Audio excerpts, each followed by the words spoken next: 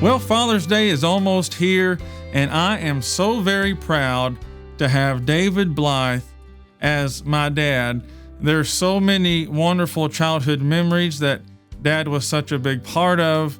And in fact, I was his shadow growing up, and wherever he was, I wanted to be right there with him. When he would work on our vehicle, I'd want to be right beside of him, helping, if you know what I mean.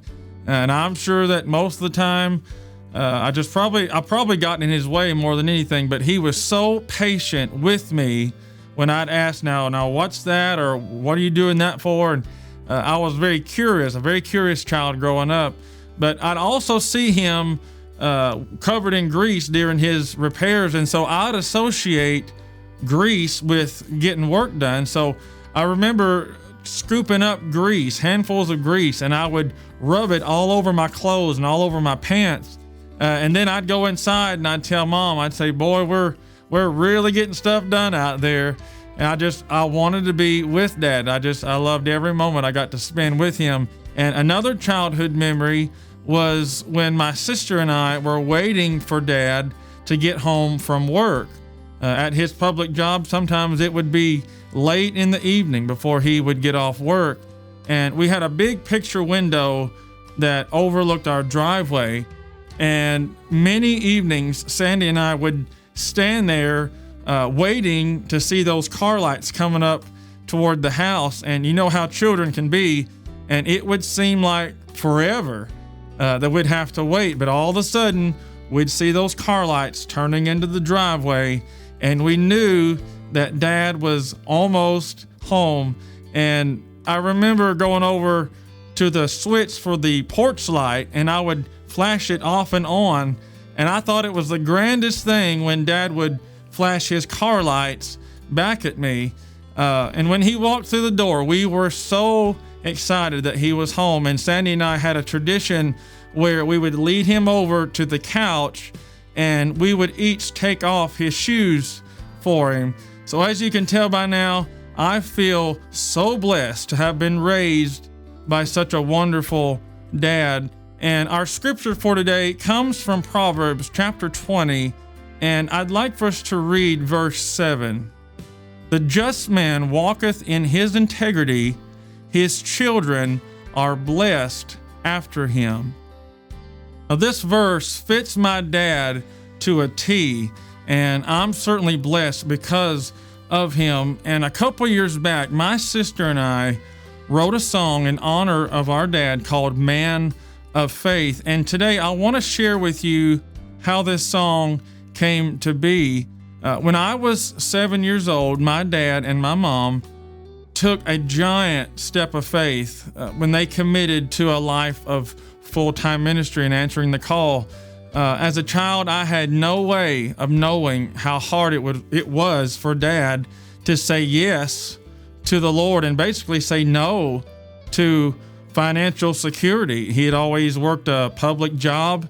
And when he laid his lunch pail down for the last time, he told my mom, he said, this is the hardest thing I've ever had to do in my life. Because he was used to being the provider and having a stable income. So when discussing all that and discussing the lyrics for this song, my sister and I would begin to write in verse 1, there are men around the world who live for themselves.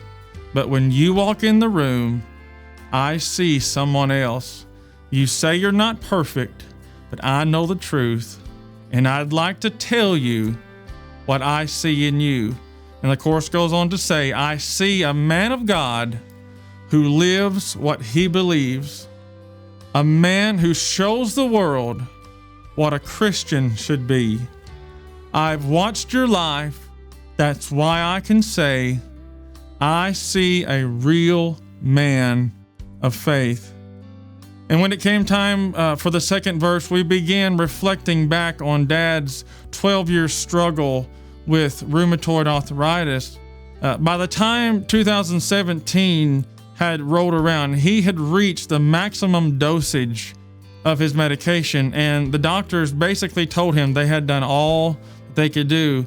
And Dad was in so much pain during that time, and it became a struggle for him to even get out of bed every morning. And that year, I watched my dad struggle through the pain, but also the anxiety and the depression. And it seemed like there were 1,000 trials going on during that one time. There's too many details to get into today. But for those of you who haven't heard Dad's story, I want you to know that the Lord has completely healed him of rheumatoid arthritis.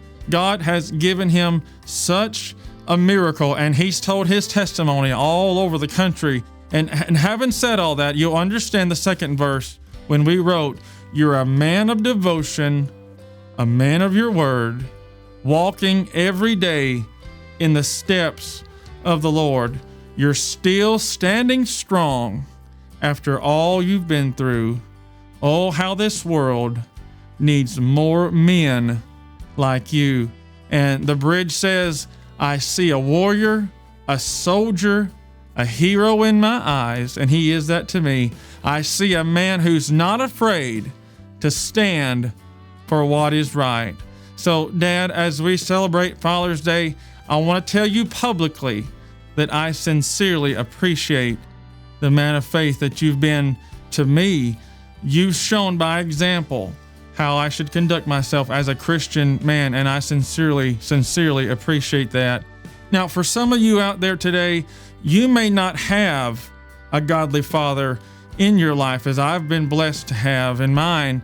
And this upcoming Father's Day weekend, it may even be a source of pain for you because of this. If you're in that place, can I encourage you to be that man that others can look to for a godly example?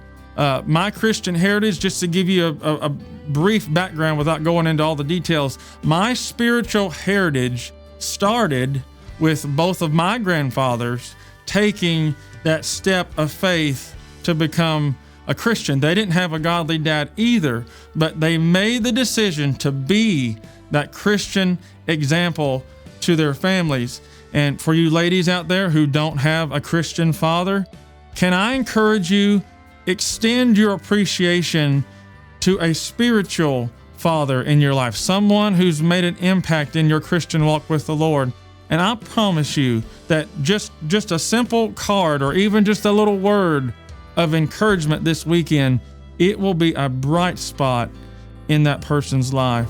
God bless all of you, and I pray that you will have a wonderful Father's Day weekend.